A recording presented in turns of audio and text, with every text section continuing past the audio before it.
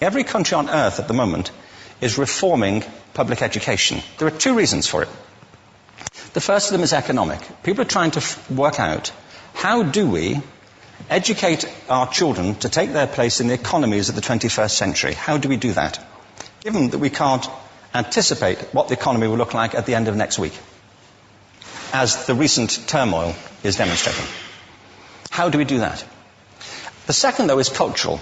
Every country on earth is trying to figure out, how do we educate our children so they have a sense of cultural identity and so that we can pass on the cultural genes of our communities while being part of the process of globalization. How do we square that circle? The problem is they're trying to meet the future by doing what they did in the past.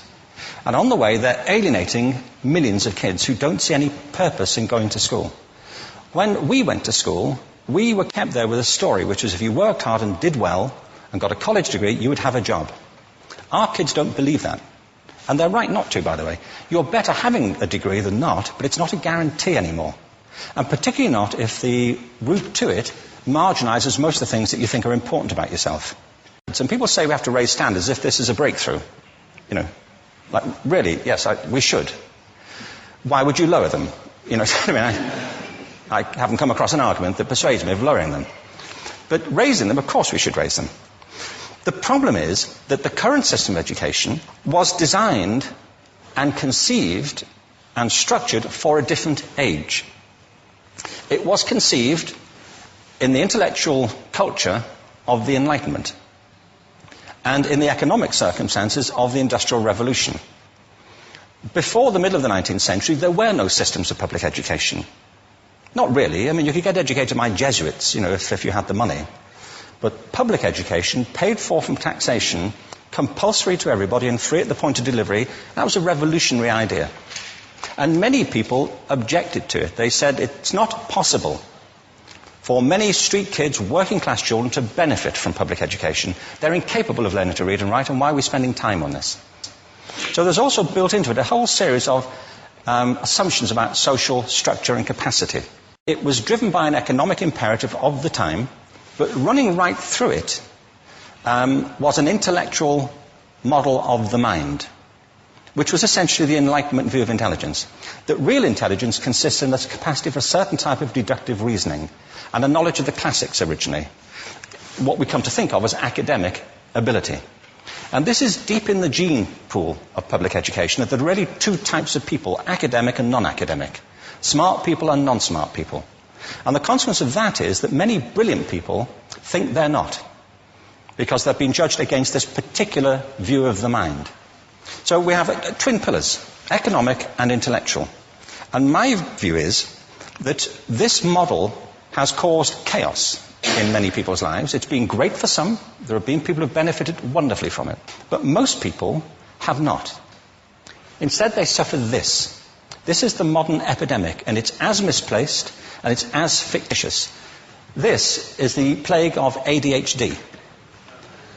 Now, this is a map of the incidence of ADHD in America, or prescriptions for ADHD. Don't mistake me here. I don't mean to say there is no such thing as attention deficit disorder. I'm not qualified to say if there is such a thing. I know that a great majority of psychologists and paediatricians think there is such a thing. But it's still a matter of debate. What I do know for a fact is it's not an epidemic.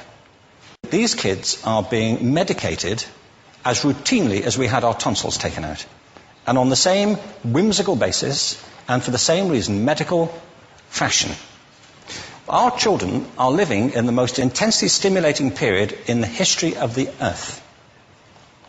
They're being besieged with information and calls for their attention from every platform, computers, from iPhones, from advertising hoardings, from hundreds of television channels. And we're penalizing them now for getting distracted. From what? You know, boring stuff. At school, for the most part.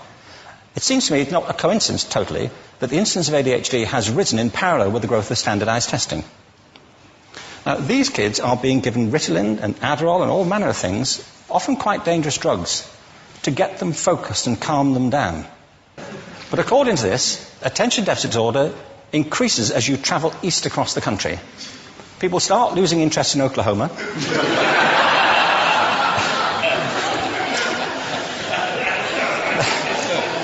They can hardly think straight in Arkansas. And by the time they get to Washington, they've lost it completely. And there are separate reasons for that, I believe. It's a fictitious epidemic.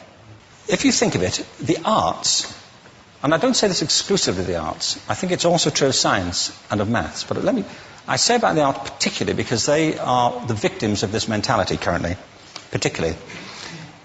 The arts especially address the idea of aesthetic experience.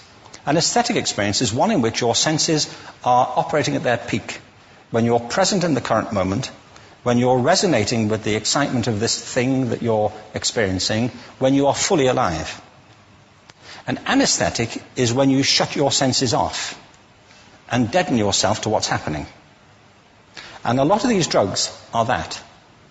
We're getting our children through education by anesthetizing them. And I think we should be doing the exact opposite. We shouldn't be putting them asleep. We should be waking them up to what they have inside of themselves. But the model we have is this. I believe we have a system of education that is modeled on the interests of industrialism and in the image of it. I'll give you a couple of examples.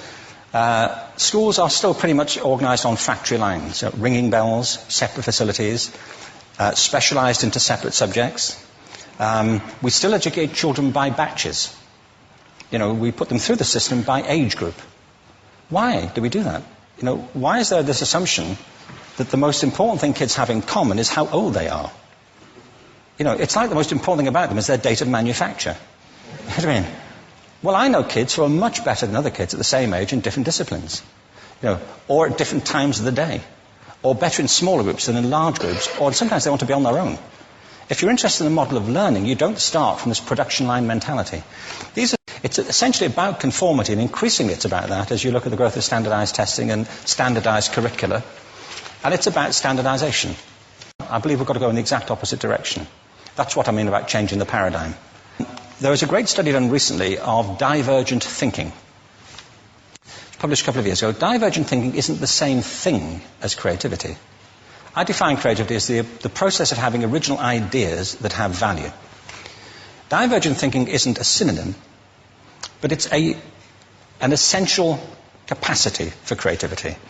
It's the ability to see lots of possible answers to a question, lots of possible ways of interpreting a question, to think what Edward de Bono would probably call laterally, to think not just in linear or convergent ways, to see multiple answers, not one. So, there are tests for this. One kind of cod example would be people might be asked to say, how many uses can you think of for a paperclip? One of those routine questions. Most people might come up with 10 or 15. People who are good at this might come up with 200. And they do that by saying, well, could the paperclip be 200 foot tall and be made out of foam rubber? Does it have to be a paperclip as we know it, Jim? Now, there are tests for this, and they gave them to 1,500 people. This is in a book called Breakpoint and Beyond. And on the protocol of the test, if you scored above a certain level, you'd be considered to be a genius at divergent thinking. Okay? So my question to you is, what percentage of the people tested, of the 1,500, scored at genius level for divergent thinking? Now, you need to know one more thing about them. These were kindergarten children. So what do you think? What percentage at genius level? 80. 80, okay. 98%. Now, the thing about this was it was a longitudinal study. So they retested the same children 5 years later, ages of 8 to 10. What do you think? 50? They retested them again 5 years later, ages 13 to 15. You can see a trend here, can't you? Now, this tells an interesting story, because you could have imagined it going the other way, couldn't you? You start off not being very good, but you get better as you get older. But this shows two things. One is we all have this capacity, and two, it mostly deteriorates. Now, a lot of things have happened to these kids as they've grown up. A lot. But one of the most important things that happened to them, I'm convinced, is that by now they've become educated. They've spent 10 years at school being told there's one answer, it's at the back. And don't look. And don't copy, because that's cheating. I mean, outside schools, that's called collaboration, but inside schools. Now, this isn't because teachers want it this way, it's just because it happens that way. It's because it's in the gene pool of education. We have to think differently about human capacity. We have to get over this old conception of academic, non-academic, abstract, theoretical, vocational, and see it for what it is, a myth. Secondly, we have to recognise that most great learning happens in groups, that collaboration is the stuff of growth. If we atomise people and separate them and judge them separately, we form a kind of disjunction between them and their natural learning environment. And thirdly, it's crucially about the culture of our institutions, the habits of the institution and the habitats that they occupy.